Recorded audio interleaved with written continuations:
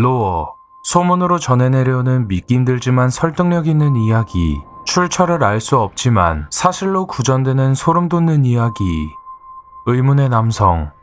1970년대 영국 런던 베이커가 근처에 위치한 리젠트 공원에 한 남성이 나타납니다. 그는 어딘가 아픈 듯 얼굴이 창백했는데 힘없이 비틀비틀 걷더니 이내 땅바닥에 쓰러지며 숨지는 사건이 발생하죠. 쓰러진 남성을 발견한 사람들이 하나둘 모여들며 상태를 확인했지만 그는 특별한 외상이나 내상은 없어 보였습니다. 이후 병원으로 옮겨진 그는 신종 전염병을 우려하여 시체를 부검하게 되죠. 그런데 뜻하지 않게 충격적인 사실이 밝혀집니다. 맥없이 겨우 걸어가던 이 남성은 뇌가 70%가량이 없어진 상태였다고 하죠.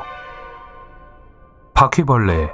모두가 알고 있듯 바퀴벌레의 생명력은 엄청납니다. 보통 생물들과는 차원이 다르다고 하죠. 예를 들어 바퀴벌레는 아무것도 안 먹고 한 달을 살 수 있으며 머리가 잘려나가도 일주일간 생존한다고 합니다. 또한 바퀴벌레는 지구상에 존재하는 거의 모든 음식을 먹어도 괜찮다고 하죠. 그들의 주식은 인간이 남긴 음식물 찌꺼기로 알려져 있는데 사실 먹을 수 있는 건 뭐든지 먹어버린다고 합니다. 만약 여러분의 집에 음식물 찌꺼기도 없고 청소도 깔끔하게 했지만 그럼에도 불구하고 자꾸 어디선가 바퀴벌레가 나온다면 그것은 밤마다 잠자는 당신의 노화된 피부 껍질을 먹고 있다는 뜻이라고 합니다.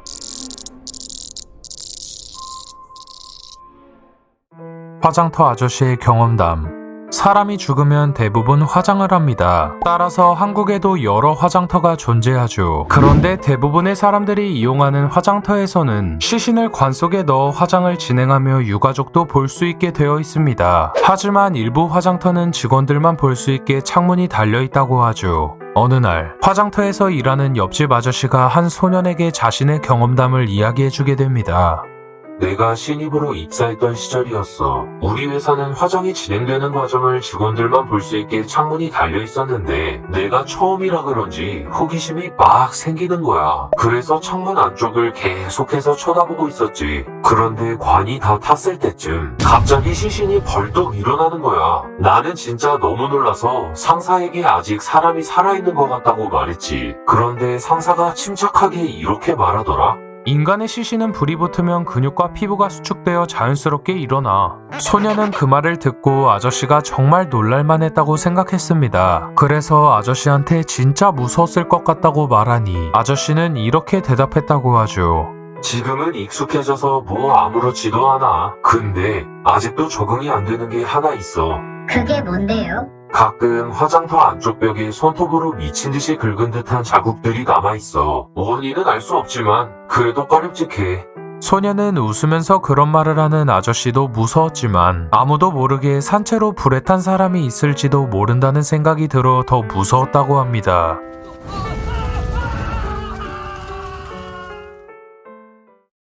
영혼의 무게. 1900년대 초반 미국의 한 과학자는 자신이 영혼의 무게를 측정했다고 발표합니다. 그는 영혼 측정 실험 대상에 적합하다고 생각한 폐병 환자들을 직접 선발한 후 환자들이 죽는 임종의 순간에 실험을 진행했다고 하죠. 환자가 죽기 직전과 죽은 직후의 무게 차이를 계산해봤더니 28g이 나왔으나 여러가지 변수를 감안하고 난 뒤 과학적으로 설명할 수 없는 21g의 무게를 영혼의 무게로 규정했다고 합니다. 유성생식. 여러분은 유성생식을 아시나요? 유성생식이란 암컷과 수컷의 생식세포가 만나 유전자를 결합하여 새로운 자손을 낳는 생식 방법입니다. 인간을 비롯한 많은 동물들이 이러한 유성생식을 하고 있죠. 그런데 어느 날 어떤 곤충은 특정 박테리아에 감염되면 수컷이 암컷으로 변한다는 사실이 발견됩니다. 암컷으로 변해버린 곤충의 유전적 특성은 여전히 수컷이지만 이 돌연변이는 암컷과 똑같이 행동하며 또 다른 수컷과 교미해 자신과 같은 수컷의 유전적 특성을 지닌 암컷을 낳는다고 하죠. 현재까지는 일부 곤충에서만 감염 사례가 발견되었지만 과연 당신은 이 박테리아가 인간에게 감염되지 않는다고 자신할 수 있나요? 만약 그렇게 된다면 세상엔 여성으로 변해버린 남성이 존재할 것이며 그가 임신하여 낳은 아이도 남자의 특성을 지닌 여성일 것입니다. 이후 그 수가 걷잡을 수 없이 늘어난다면 다음은 여러분의 상상에 맡기겠습니다. 마을의 유명 마술사. 17세기 후반 프랑스의 한 마을에 매우 유명한 거짓말쟁이가 살았다고 합니다. 그는 사람들을 마주칠 때면 자신이 마술사라며 떠벌리고 다녔죠. 그럴 때마다 마을 사람들은 그의 장난에 폭소를 터뜨리곤 했다는데, 그러던 어느 날 그가 갑작스레 세상을 떠나게 됩니다. 평소 거짓말을 잘하며 틈만 나면 장난을 치는 그였지만 그래도 밝고 유쾌한 성격 덕에 마을 사람들과 즐겁게 지내던 사람이라 그런지 그의 사망 소식을 들은 마을 사람들은 꽤나 안타까워하며 슬퍼했다고 하죠. 그런데 얼마 안가 마을 사람들은 놀라운 사실을 깨닫게 됩니다. 그것은 바로 마을의 그 누구도 죽은 거짓말쟁이의 이름, 그가 태어난 곳이나 그의 말투와 행동, 그리고 그의 얼굴을 기억할 수 없었기 때문이죠. 모두에게 그의 존재만이 흐릿하게 기억날 뿐. 나쁜 습관 종이. 1990년대 초반 일본에서는 작은 크기의 종이 위에 자신의 나쁜 습관 또는 잊고 싶은 기억을 빨간 글씨로 적은 후 12시 정각에 땅속에 묻으면 사라진다는 소문이 유행했었다고 합니다. 점차 소문을 따라하는 사람들이 늘어나자 당시 일본에서는 땅속에서 빨간 글씨가 적힌 종이가 많이 발견됐었다고 하죠. 그런데 다음 해에 일어난 일련의 사건으로 인해 이 미신을 실제로 행하던 사람들이 모두 사라졌다고 합니다. 이 사건을 설명하자면 일본 에이현의 한 공원에서 엄청난 양의 종이가 발견됩니다. 종이에는 빨간 글씨로 한 남성의 이름만이 적혀 있었는데 그 종이의 수가 액수로 따지면 80만 엔이 넘는 양이었다고 하죠. 이 사건은 이별을 받아들이지 못한 어느 여성의 행동으로 추측되었는데 한때 엄청난 이슈가 되어 뉴스로도 나올 정도였다고 합니다. 미국의 지하도시.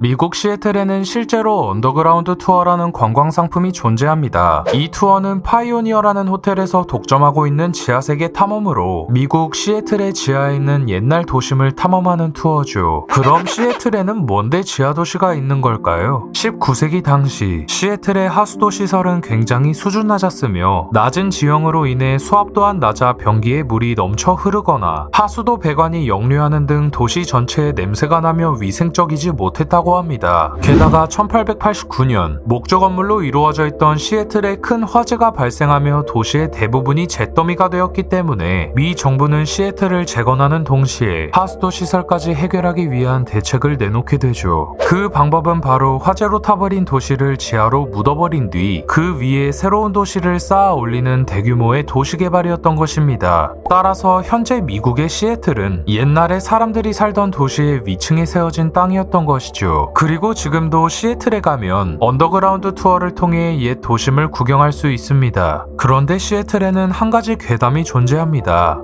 현재는 아무도 살지 않는 미국의 지하도시에 바깥 세상 사람들 몰래 생활하는 두더지 인간이 있다. 아무래도 한 명이 아닌 여러 명이 같이 지내는 것 같은데 두더지 인간은 자신들만의 독자적인 커뮤니케이션과 생활 패턴을 구축하여 미국의 가장 깊은 지하 속에서 눈에 띄지 않게 살아가고 있다. 동물의 지능.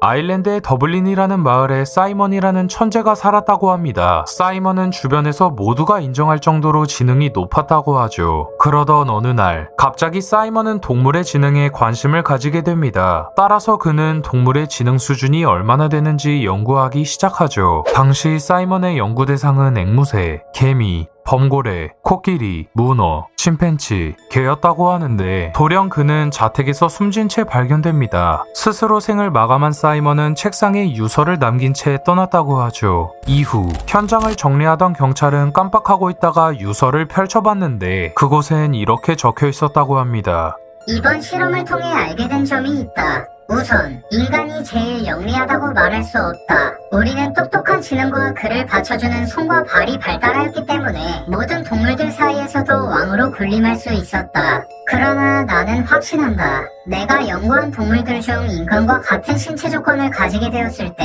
우리가 그중 최상위 수준이라고 말할 수 없었다. 또한 제일 영악한 동물은 라는 결과가 나타났다. 그들에게 만약 손과 손가락이 존재했다면 나머지 동물들을 가지고 놀다 몰살시킨 뒤 세상에 종말을 가져올지도 모른다고 생각한다.